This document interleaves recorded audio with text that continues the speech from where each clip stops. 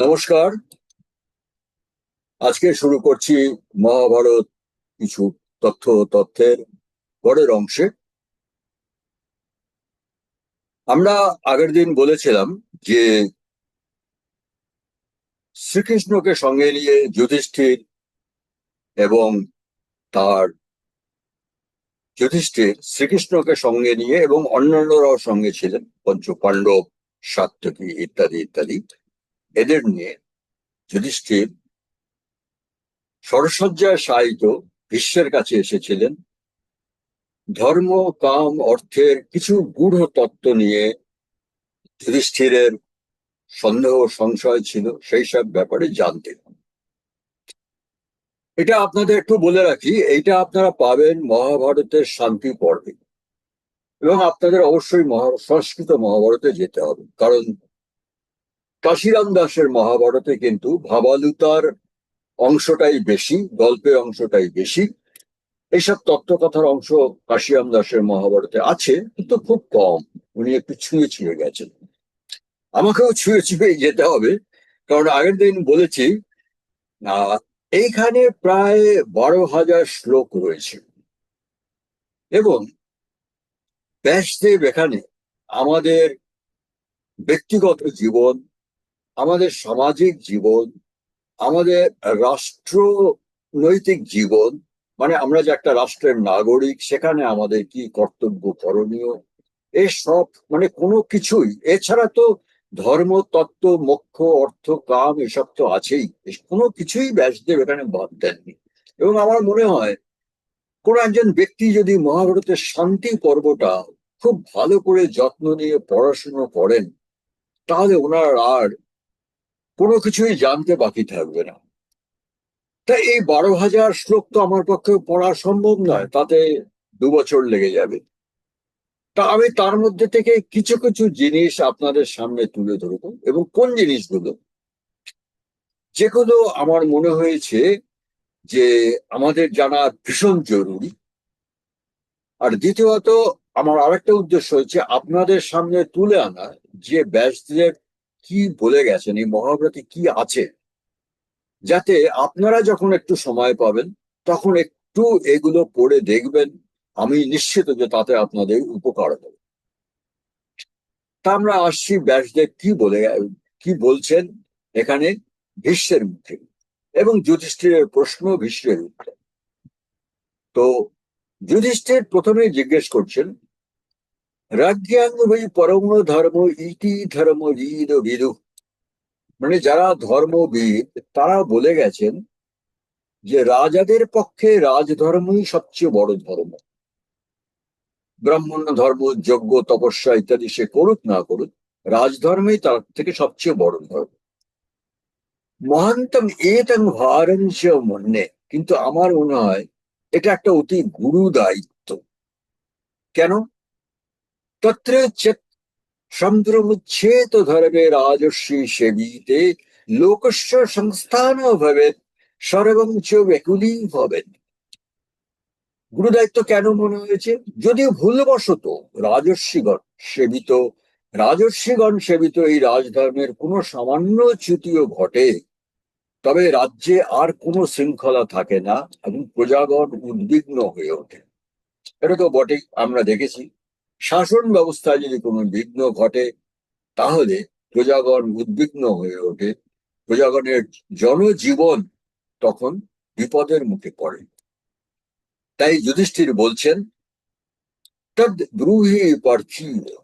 এবং রাজা, তবে আমাকে এই রাজধর্মের সম্বন্ধে প্রথমে একটু বুঝিয়ে বলুন যে রাজধর্মের মূল কথাটা কি। কারণ আমি দেখেছি রাজধর্ম এবং সাধারণত আমরা ধর্ম পালন বলতে যা বুঝি, এর মধ্যে একটা বিরোধ আছে। তা রাজা হয়ে আমি কি করব সেটা বলুন। তখন ভীষ্ম বলছেন, প্রথমে একটা কথা বলছেন, আদাদেব পুরুষ শ্রেষ্ঠ রাজ্ঞিয়া রঞ্জন কাম্যয়া।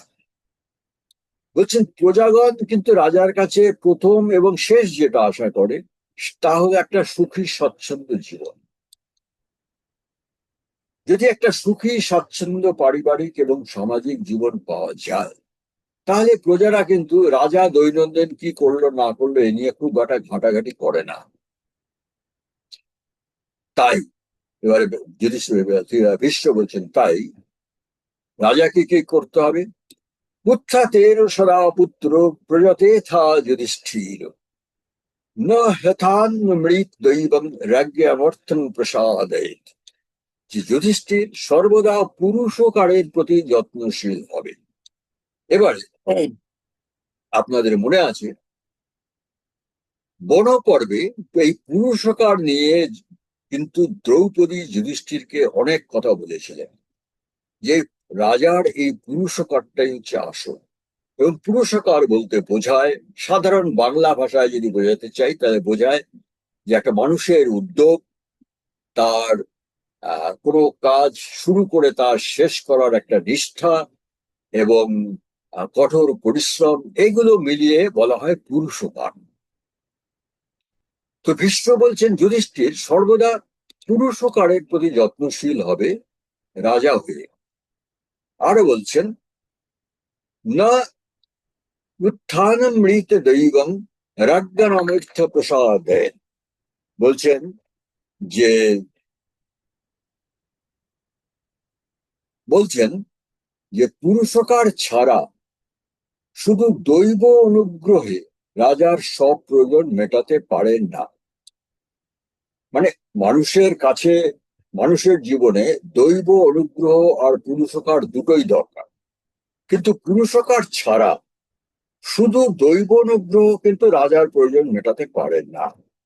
অন্যের প্রয়োজন মেটালে হয়তো মেটাতে পারে, কিন্তু রাজার প্রয়োজন মেটাতে পারে না।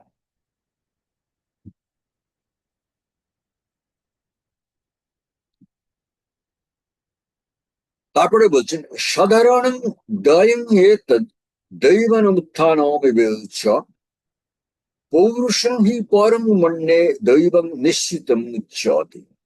উনি বলছে ব্যাসদেব ভীষ্ম বলছে সাধারণত সফলতার জন্য দৈব প্রারব্ধ ও পুরুষার্থ দুটোই প্রয়োজন। অর্থাৎ দৈব অনুগ্রহ প্রয়োজন আর পুরুষার্থ দুটোও প্রয়োজন, কিন্তু পৌরুষহি পরম মন্যে, কিন্তু পৌরুষ বা পুরুষার্থটাই রাজার পক্ষে কিন্তু বেশি প্রয়োজন দৈব অনুগ্রহের থেকে। বিশ্ব পরিষ্কার যুধিষ্ঠিরকে এটা বুঝিয়ে দিলেন। তারপরে বললেন এখানে অনেক অনেক অনেক শ্লোক আছে, আমি শুধু তার মধ্যে থেকে বেছে বেছে কয়েকটা ভীষ্মের যে উপদেশ তার মধ্যে থেকে বেছে বেছে কয়েকটা শ্লোক বলছি।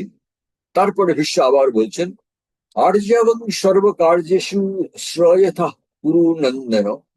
বলছে সকল কাজেই সরলতা আর সত্যের আশ্রয় নেবে। শুধু একটা জায়গায় অত সরলতা না দেখালেও চলবে, সেটা কি পুনরানবমি বিচারেণ ত্রয়ী সংবরেণ উচ্চ। নিজের যে ত্রয়ী মন্ত্রণা, রাজার যে ত্রয়ী মন্ত্রণা কি, রাজ্যের নিজের দুর্বলতা, আর রাজা তার মন্ত্রীদের সঙ্গে যে মন্ত্রণা করছেন, আর রাজার যে কৌশল, যে রাজা যে ভবিষ্যৎ পরিকল্পনা করছেন, এই তিনটে জিনিস তুমি সরল সরল হয়ে কাউকে বলার দরকার নেই, এই তিনটে তুমি গোপন রাখবে। আবার বলছেন মৃদুর হি রাজা সততং লঙ্ঘয় ভবতি সর্বশ। যে সব জায়গায় দেখা যায় যে রাজা সবসময় মৃদু কোমল ভাব প্রদর্শন করে, তাকে তার অধস্তনরা, মানে তার মন্ত্রী শান্ত্রী সেনাপতিরা তার সেই মৃদু ভাবের বা কোমল ভাবের সুযোগ নিয়ে তার আদেশ অনেক সময় উল্লঙ্ঘন করে। সুতরাং বেশি মৃদু হতে যেও না। আবার বলছেন তীক্ষ্ণ উদ্বিজতে লোক, আবার যে খুব তীক্ষ্ণ মানে সর্বদাই কঠোর ভাব প্রকাশ করে, তাকে নিয়ে কিন্তু তার প্রজাগণ এবং অধস্তনরা সবসময় উদ্বিগ্ন হয়ে একটা ভয়ে থাকে। তাহলে কি করতে হবে, তস্মাৎ উভয় মাগাশ্রয়। সুতরাং প্রয়োজন মতো এই মৃদু ভাব আর তীক্ষ্ণ ভাব দুটোরই সদ্ব্যবহার করতে হবে। আবার এবারে দণ্ডের ব্যাপারে বলছেন অদণ্ডয়াশৈব তে পুত্র বিপ্রাশ্য দদতঙ্গ বর। হে পুত্র, ব্রাহ্মণদের কখনো অহেতুক দণ্ড দেবে না। এবং চৈব নরব্যাঘ্র লোকত্রয় বিঘাতকা।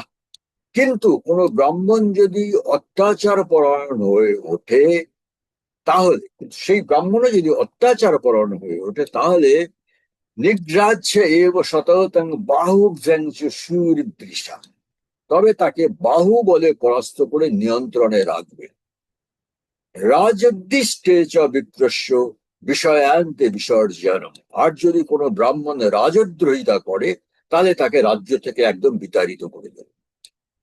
এই হচ্ছে ভীষ্মের পরামর্শ বা উপদেশ। এরপরে ভীষ্ম আর একটা জায়গায় বলছেন, প্রত্যক্ষেন অনুমানেন।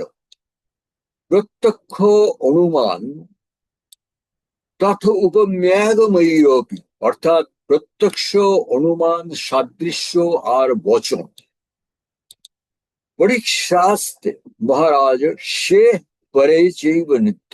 যে কে তোমার আপন, কে তোমার পর, এটা কিন্তু তোমাকেই বিচার করে নিতে হবে। কিসের সাহায্যে? প্রত্যক্ষ প্রমাণ, অনুমান মানে যেটা তোমার মনে হচ্ছে, সাদৃশ্য মানে এরকম ঘটনা আগেও পরে কিরকম ঘটেছে, এবং শাস্ত্র বচন, শাস্ত্রে কি বলে। এই চার রকম প্রমাণের দ্বারা কিন্তু তোমাকে সবসময় কে আপন, নিজের রাজ্যের মধ্যে বা রাজ্যের বাইরে, কে তোমার আপন, কে তোমার পর, সেটা কিন্তু তোমাকেই বিচার করতে হবে। সেটা তোমার কোনো মন্ত্রী বা সেনাপতি তোমাকে বলে দেবে না, বা বলে দিলেও সেটা কিন্তু শেষ কথা নয়। আরো বলছেন, বেশনানি চ সর্বাণি ত্যজেথা ভুরি দক্ষিণ স্বং প্রিয়ং তু পরিত্যাজ্য যল্লোকহিতং ভবেৎ। সমস্ত রকম ব্যসন সর্বদা পরিত্যাগ করবে। প্রজাগণের মঙ্গলের জন্য প্রয়োজন হলে নিজের সুখও ত্যাগ করতে হবে। পরিহাসশ্চ ভিত্তিস্তে নাত্যর্থং বদতাং বল। এইটা একটা সুন্দর কথা বলছেন, যেটা আমরা অনেক সময় আমাদের কর্মজীবনে দেখি, কিন্তু কোথাও লেখা দেখি না। উনি বলছেন, পরিহাসস্য ভিত্তিস্তে নাত্যর্থং বদতাং বল। তিনি বলছেন, অধস্তন সেবকদের সঙ্গে কখনো হাস্য পরিহাস করবে না। এটা নিয়ে কিন্তু বর্তমান যারা শাসন ব্যবস্থা হোক বা সমাজ, তারা তারা নানা রকম মত প্রদর্শন করে। এখানে ভীষ্ম যেটা বলতে চাইছেন, তোমার যারা অধস্তন পুরুষ, তাদের প্রতি তুমি দয়া পরবশ থাকবে, তাদের সুবিধা অসুবিধা দেখবে, কিন্তু তাদের সঙ্গে কখনো একসঙ্গে বসে হাস্য পরিহাস করবে না। আজকের ভাষায় বলতে গেলে, তোমার যারা অধস্তন পুরুষ, তাদের সঙ্গে একসঙ্গে বসে পায়ের উপরে পা তুলে ইয়ার্কি মারা, সিগারেট খাওয়া, এসব করবে না। কেন করবে না? কেন করবে না? অস্মৎ প্রণয় রাজতি লোকাংশৈব বরন্তু। তাহলে সেই লোকও কিন্তু বাইরে গিয়ে বলবে, আরে রাজা তো আমার খুব প্রিয় বন্ধু, এবং এইসব বলে সে প্রজাদের প্রতারণা করবে, যেটা আজকে আমরা দৈনন্দিন দেখতে পাচ্ছি। কোন রাজা বা রাজপুরুষের সঙ্গে সামান্য আলাপ পরিচয় আছে, সে পাড়ায় বলে বেড়াচ্ছে, আরে ওর মুখে তো আমারই হাতে, থানার ওসি তো আমারই হাতে, বলে লোককে প্রতারণা করছে। এই জন্য ভীষ্ম বলে গেছেন যুধিষ্ঠিরকে, অধস্তন পুরুষের সঙ্গে কখনো বসে হাস্য পরিহাস করবে না। আরো বলছেন, সন্ধে আনি অভিসন্ন্যাস্য বিরোধাংশ বিরোধায়। যে বন্ধুত্বের যোগ্য তার সঙ্গে বন্ধুত্ব করো, যে সন্ধির যোগ্য তার সঙ্গে সন্ধি করো। বিরোধ্যাংশ বিরোধ হয়, যে বিরোধের যোগ্য তার সঙ্গে বিরোধ করো, সেখানে তুমি চুপ করে থাকবে না। সপ্তাঙ্গস্য চ রাজ্যস্য বিপরীতং আচরয়েৎ গুরুরবা যদি বা মিত্রাং প্রতিহন্তব্য এব। রাজ্যের 7 অঙ্গের অহিতকর কাজ যে করবে, সে গুরুই হোক বা বন্ধুই হোক, তাকে প্রতিহত করো। 7 অঙ্গ কি? এটা বনপর্বেও ঋষিরাও বলেছেন। রাজ্যের 7 মূল অঙ্গ হচ্ছে রাজা, মন্ত্রী, মিত্র, রাজকোষ, রাষ্ট্র পরিচালন ব্যবস্থা, রাজ্যের দুর্গ এবং রাজ্যের সেনাবাহিনী। রাজ্যের এই 7টি মূল অঙ্গের যে বিরোধিতা করবে, সে তোমার গুরুই হোক বা বন্ধুই হোক, তাকে তুমি প্রতিহত করো। এ আরো বলছেন, ন বিশ্বাসচ্চ নৃপতীর্ণ চাত্যর্থং চ বিশ্বাস। রাজার কিন্তু কাউকেই অন্ধবিশ্বাস করা উচিত নয়। এমনকি যে আপাতত বিশ্বসনীয় বলে মনে হয়, তাকেও অন্ধের মতো বিশ্বাস করা উচিত নয়। অর্থাৎ যে রাজা, সে এরকম কাউকে অন্ধবিশ্বাস করবে না। সারগুণ্য গুণ দোষাংশ নিত্যং বুদ্ধয় লোকয়েত। রাজ্য রক্ষার যে 6টি উপায় আছে, তা সর্বদাই নিজের বুদ্ধি দিয়ে বিবেচনা করবে। বিশ্ব কিন্তু বলছেন কোন কোন বিষয় রাজা নিজে বিবেচনা করবেন এবং রাজা নিজে সিদ্ধান্ত নেবেন। তার মধ্যে একটা হচ্ছে রাজ্য রক্ষার 6টি উপায়। সে 6টি উপায় কি আমরা দেখে নিই। রাজ্য রক্ষার 6টি উপায় হচ্ছে, একটা হচ্ছে সন্ধি, যে প্রতিপক্ষ যদি অধিক বলবান হয় তবে সন্ধি শ্রেয়। বিগ্রহ, প্রতিপক্ষ যদি দুর্বলতর হয় তাহলে যুদ্ধ শ্রেয়। জ্ঞান, শত্রু রাজ্য যদি দুর্বল হয় তবে আক্রমণ ও জয় করে নেওয়া শ্রেয়। আসন, বলবানতর শত্রু, অর্থাৎ শত্রু যদি অধিক বলবান হয়, সে যদি আক্রমণ করে তবে নিজের দুর্গে আত্মরক্ষা করা শ্রেয়, সে হচ্ছে আসন। দৈধিভ, আক্রমণকারী শত্রু যদি সমান সমান হয়, তবে অর্ধেক সৈন্য দুর্গে আশ্রয় নিয়ে বাকি সৈন্য দিয়ে প্রতিরক্ষা করা শ্রেয়। সমাশ্রয়, আক্রমণকারী শত্রুর হাতে যদি বিপর্যস্ত হয়ে পড়ে, তাহলে কোনো বন্ধু রাজ্যের সাহায্য নেওয়া শ্রেয়। আমাদের এগুলো আমরা অনেকেই বিশ্বাস করবে না যে মহাভারতে এইসব রাজনৈতিক যুদ্ধ বিগ্রহের তত্ত্ব কথা দেওয়া আছে।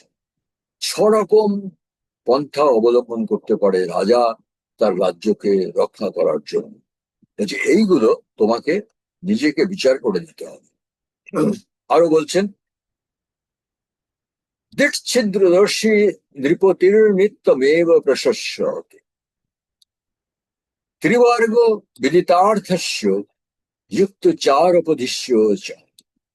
যে রাজা ত্রিবর্গ বিশারদ, এবং ত্রিবর্গ শাস্ত্রে বলতে বোঝায় ধর্ম অর্থ কাম, এই 3টে শাস্ত্রের বিষয় নিয়ে যে শাস্ত্র, সেটা হচ্ছে ত্রিবর্গ শাস্ত্র। যে রাজা ত্রিবর্গ শাস্ত্র বিশারদ এবং দিচ্ছিদ্রদর্শী, শত্রুপক্ষের দুর্বলতার উপর সর্বদাই নজর রাখে, সে সর্বদাই বিজয়ী হবে। আরো বলছেন, দেখুন এমনকি রাজকোষ মানে ফাইন্যান্স মিনিস্ট্রি কি করে চালাতে হবে তাও ব্যাসদেব বলে গেছে। কোষস্য উপার্জন অমরতীর্যম বৈশ্রবণ উপাম। উনি বলছেন, রাজার কোষাগার যেন সর্বদাই পরিপূর্ণ থাকে। আর বলছেন, রাজাকে ন্যায় বিধানে যমরাজের মতো হতে হবে, কিন্তু ধন সংগ্রহে তাকে কুবেরের মতো হবে। এই দুটো দিকই রাজাকে দেখতে হবে। বৃত্তাচ দশবর্গস্য স্থান বৃদ্ধি ক্ষয়াত্ম। দশবর্গ সম্পদের স্থান বৃদ্ধি ক্ষয়ের উপরে নিজেরই নিজেরই উপায় নজর রাখতে হবে। এবার এই দশবর্গ সম্পদ কি, রাজ্যের দশবর্গ সম্পদ কি? রাজ্যের দশবর্গ সম্পদ হচ্ছে নিজের রাজ্যের মন্ত্রী, রাষ্ট্র শাসন ব্যবস্থা, দুর্গ, কোষাগার ও দণ্ডবিধান ব্যবস্থা। এটা হচ্ছে নিজের রাজ্যের। রাজাকে কিন্তু নিজের রাজ্যের এই 5টি বিষয়ের উপরে সর্বদা নজর রাখতে হবে, সব ঠিকঠাক চলছে কিনা। এবং শত্রু রাজ্যেরও এই 5টি বিষয়ের উপরে নজর রাখতে হবে। তাহলে হয়ে গেল 5 5 10টা সাবজেক্টের উপরে রাজার নজর রাখতে হবে। একে বলে দশবর্গ। রাজাকে এই দশবর্গ উপরে, দশবর্গ সম্পদের আবার স্থান বৃদ্ধি ক্ষয়, এই বৃদ্ধি হতে পারে, আমার সম্পদের বৃদ্ধি হতে পারে, আমার সম্পদের ক্ষয় হতে পারে। এটা রাজাকে নজর রাখতে হবে। এবং স্থান মানে যেখানে বৃদ্ধিও হচ্ছে না, দেখা গেছে আমার কোষাগার বৃদ্ধিও হচ্ছে না, ক্ষয়ও হচ্ছে না, ক্ষয়ও নেই, যেখানে ছিল সেখানেই আছে। কি অবস্থায় আছে এটাকে রাজাকে নজর রাখতে হবে। এতদূর পর্যন্ত বিশ্ব, অ্যাকচুয়ালি এগুলো সব ব্যাসদেবী বলছেন, ভীষ্মের মুখ দিয়ে উনি রাজা যুধিষ্ঠিরকে এই কথা বলছেন। আরো বলছেন যে সর্বাভিশঙ্কে নৃপতির যস্য সর্বহর ভবেৎ। যে রাজা অতিশয় সন্দিগ্ধ মনা, সর্বাভিশঙ্কি, সর্বাভিশঙ্কে নৃপতির যস্য সর্বহর ভবেৎ, স ক্ষিপ্র মনে ঋজুর্লুব্ধ। যে রাজা সন্দিগ্ধ মনা, প্রজার ধন হরণ করে। আজকাল যেরকম দেখা যায় অনেক রাজাই জনগণের ধন হরণ করছে। যে রাজা কুটিল, অসৎ, লোভী, তাকে কিন্তু স্বজনেনৈব বধ্যতে, তাকে কিন্তু নিজের লোকেরাই শেষ পর্যন্ত হত্যা করে। এটা আজকাল রাজনীতিতে দেখা যায়। যে নেতা এইরকম নিচে চলে যায়, তাকে শেষ পর্যন্ত তার নিজের দলের লোকেরাই ভোটে হারিয়ে দেয়। সূচস্থ পৃথিবী পালু লোক চিত্তাগ্রহে রত, না পতত্রগ্রস্ত পতিতস্যাবতিষ্ঠতে। আর যে রাজা শুদ্ধ মনের, সহজেই প্রজাগণের মনের কথা বুঝতে পারে, লোকচিত্তগ্রহে মানে সহজেই প্রজাগণের মনের কথা বুঝে নেয়, তার কখনো শত্রুর হাতে বিনাশ হয় না। এবং ন পতত্তরিগ্রস্ত পতিতস্যাবতিষ্ঠতে, এবং সে যদি কোনো কারণে সাময়িক দুর্দশাগ্রস্ত হয়েও পড়ে, তবুও সবার প্রজাগণের সহযোগিতায় সে আবার সমৃদ্ধি লাভ করে। এই হচ্ছে ভীষ্মের উপদেশ। আরো বলছেন ভীষ্ম, তদ রাজ্যে, সুতরাং রাজ্যে, রাজ্য কামানেন নন্য ধর্ম সনাতন। সুতরাং রাজ্যাভিলাষী রাজাদের পক্ষে প্রজাগণের রক্ষা ধর্মের চেয়ে উৎকৃষ্ট আর কোনো ধর্ম নেই।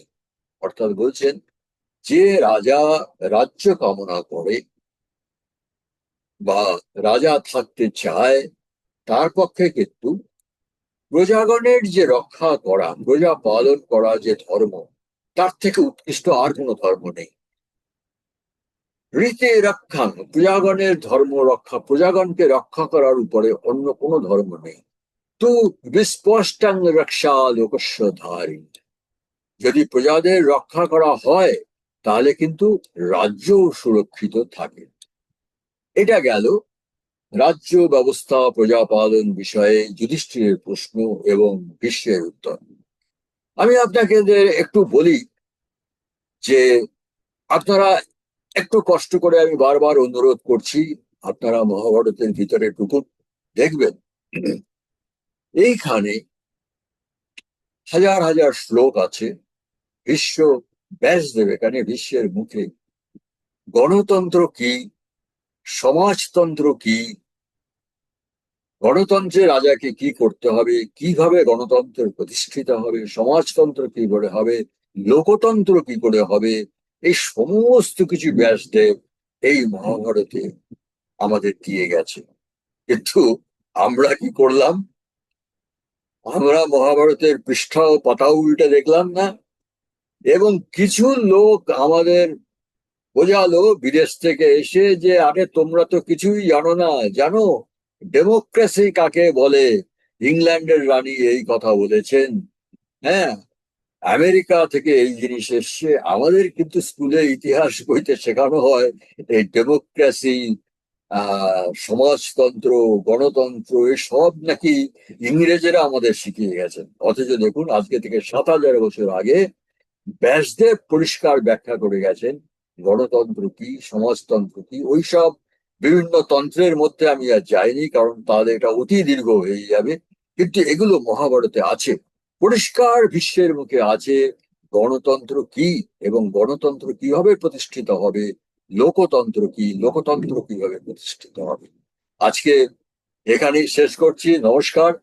আমরা পরের দিন এইভাবেই ভীষ্ম যুধিষ্ঠিরকে যা বলছেন সেগুলো, এক একটা বিষয়, যে বিষয়গুলো খুব ইম্পর্টেন্ট মনে হবে এবং আজকে আমাদের জীবনে খুব জরুরি, সেইগুলো নিয়ে আমরা একটু একটু করে আলোচনা করব।